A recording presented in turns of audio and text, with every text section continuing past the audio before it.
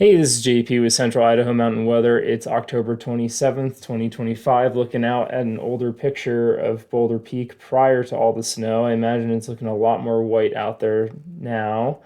I'll be out in the field today getting some fresh data for y'all. And if you're still enjoying this broadcast, we ask you to do a one-time donation, or even better, sign up for that monthly sustaining membership.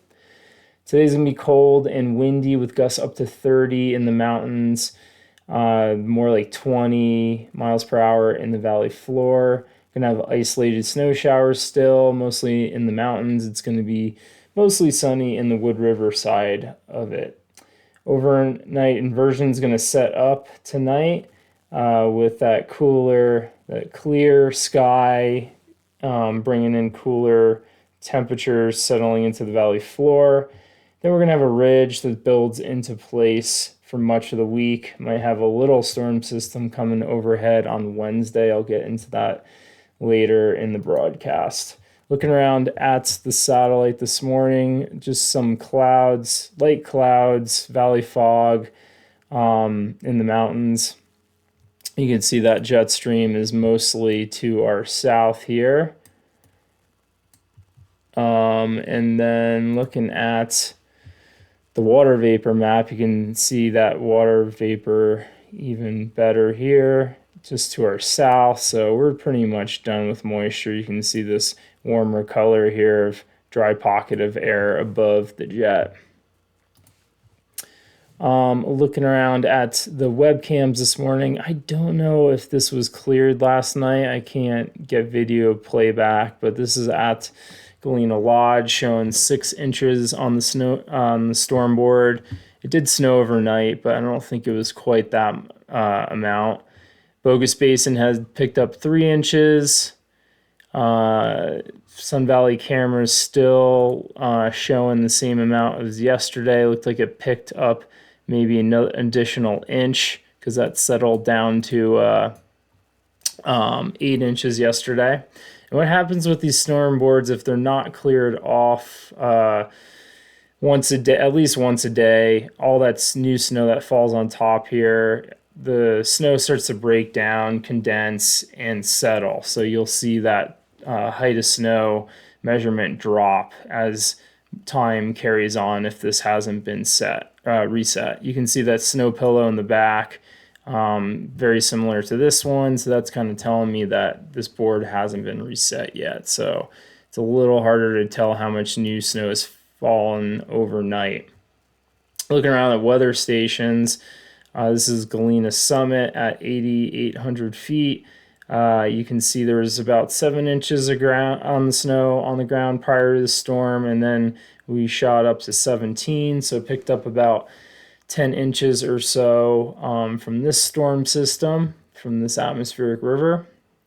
Again, it's early season. It's kind of hit or miss with these SNOTEL sites if you can tell how much they're getting or not. If the stations have been calibrated, there's a kind of go into this maybe in another video, but there's a infrared laser that shoots down once an hour, and it can know what the height is from the top of that laser down to the ground, and if it's not calibrated the right way, it can be kind of off a little bit. But if it's being consistently shot, you can at least tell the differences of how much new snow we're getting. All right, a little bit of a rabbit hole. The storm's mostly done, but you can see there's going to be a couple of passing showers in the afternoon, mostly over the Sawtooth, maybe Galena Summit. Not really looking like too much additional snow. And then we're just going to move into this dry pattern through most of the week. Looking at temperatures in Sun Valley Airport, today's going to be in the low 40s, and then we're going to gradually get back up into the 50s leading into the weekend. Our next storm system doesn't look like it's going to come through till Sunday, Monday timeframe.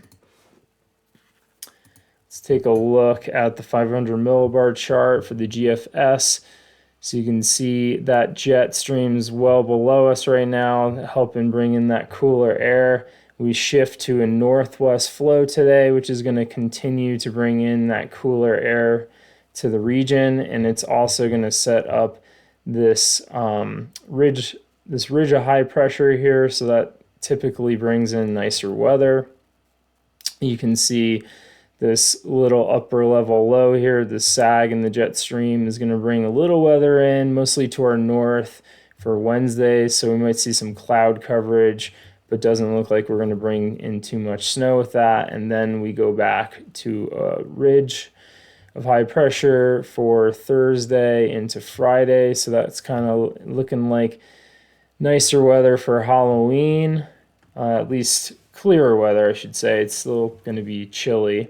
And then you can see this next big system of low pressure building in for the ends of the weekends.